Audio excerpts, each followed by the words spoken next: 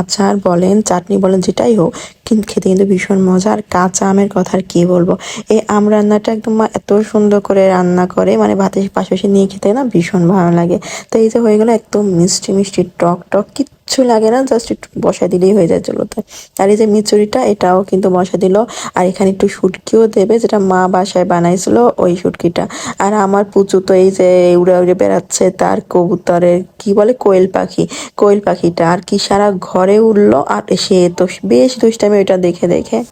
আমি ভাবছিলাম বাবু হয়তো বা ভয় পাবে, কারণ ও তো আগে কখনো এরকম ছোট ছোট এগুলো ধরে নাই বা জ্যান্ত কোনো কিছু তো ওভাবে দেখেনি, ও ভয় পাবে। কিন্তু না, আমার ছেলে উল্টা তাবড়ায় তাকে একদম উপরে উঠায় দিচ্ছে, কি বলবো।